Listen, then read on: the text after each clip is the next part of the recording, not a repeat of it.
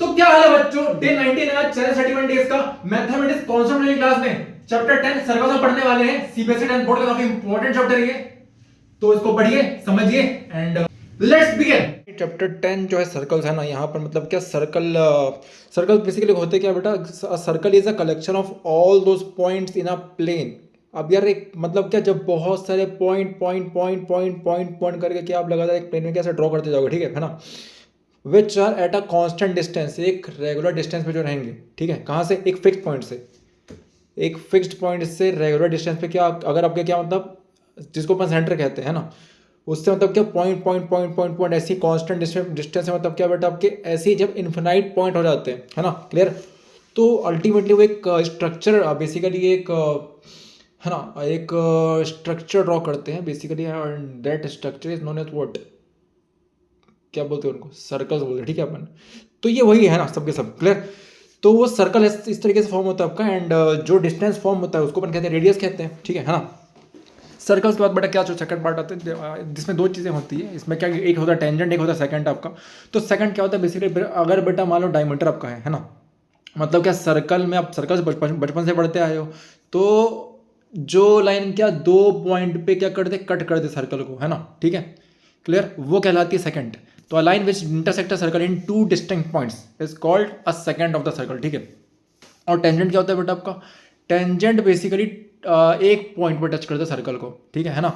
तो टेंजेंट क्या रहता है, एक okay to a circle is a special case of secant, मतलब जब सेकंड पास आते जाता है, पास आते जाता है, पास आते जाता है ना, ठीक है। तो मतलब मान लो भाई तुम्हारा पहले डायमीटर पे था, मतलब टॉप एकदम सबसे बड़ा सेकंड कौन सा रहता है आपका, डायमीटर, जिसको अपन कॉर्ड भी कहते हैं ना, आपको पता है ना कॉर्ड क्या होता है। कॉर्ड को अपन पास में है ना, कॉर्ड आपको दो कॉर्ड बेसिकली दो पॉइंट पे टच करता है ना सर्कल को।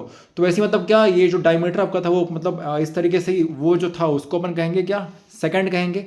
अब जब क्या वही सेकंड आपका क्या आगे बढ़ते जाएगा, आगे बढ़ते जाएगा, आगे बढ़ते जाएगा, तो एक पॉइंट ऐसा आएगा जहां पे दोनों पॉइंट उसके सेकंड के आगे मिल जाएंगे, है ना, and that will be your tangent, है ना, clear. When the two end points of its corresponding chord coincide, मतलब एक साथ आके मिल जाते हैं, है ना।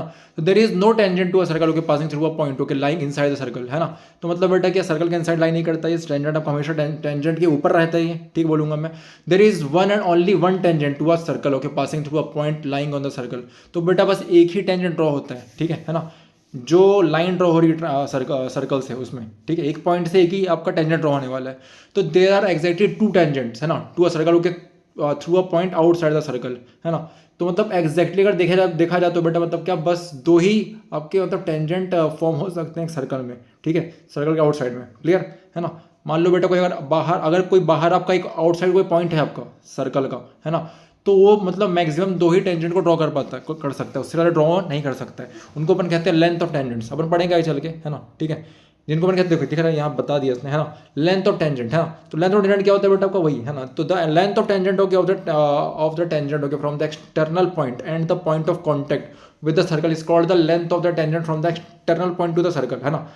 The length of two tangents drawn from the same external point are equal. और जो बेटा लेंथ ऑफ टेंजेंट्स होते हैं, है ना, जो एक सेम एक्सटर्नल पॉइंट से ड्रॉ करे गए हैं, वो क्या होते हैं, हमेशा इक्वल होते हैं आपके। तो इसी के साथ ये चैप्टर खत्म नहीं हुआ अभी, है ना, डोंट वरी। ये मतलब क्या बेसिक आपको बता रहा है। आपको मैं चैप्टर के पास लेके चलता हूँ। चैप्टर 10 हो गया आपका बेटा सर्कल्स, ये ठीक है।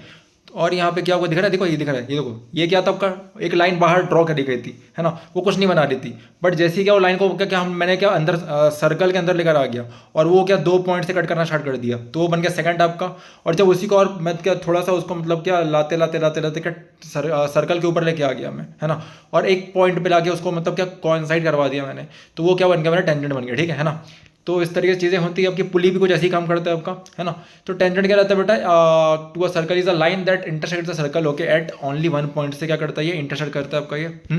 एंड इसके अलावा ये जो थ्योरम 10.1 है बहुत ज़्यादा इंपॉर्टेंट है ना, क्या, क्योंकि सब कुछ मेरा यहीं से बनने वाला है। हमको ये प्रूव करता है कि भाई तुम्हारा जो टेंजेंट होता है और जो रेडियस होता है, ये दोनों क्या होते हैं, 90 डिग्री एंगल बनाते हैं, ठीक है ना। The tangent okay at any point of a circle okay perpendicular to the radius through the point of contact. कहाँ पर, पॉइंट ऑफ कॉन्टैक्ट, मतलब जहाँ पे सर्कल और टेंजेंट आके मिलते हैं उनको उसको अपन कहते हैं पॉइंट ऑफ कॉन्टैक्ट, ठीक है।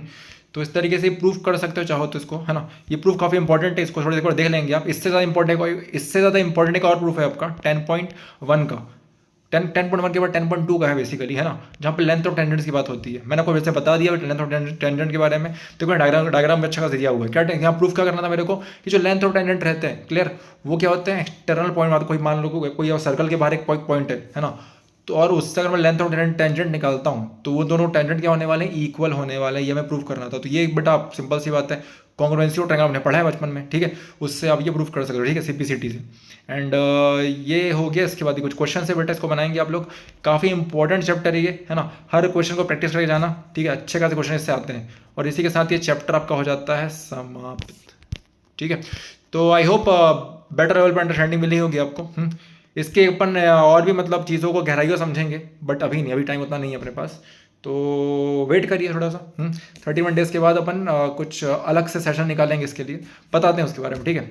तो आई होप आपको चैप्टर की थोड़ी बहुत अंडरस्टैंडिंग हुई होगी, है ना। इसके थ्योरम दोनों कर लेंगे। 10.1 10.2 थ्योरम काफ़ी इंपॉर्टेंट है, क्वेश्चन बनाइए सारे के सारे इसके, है ना।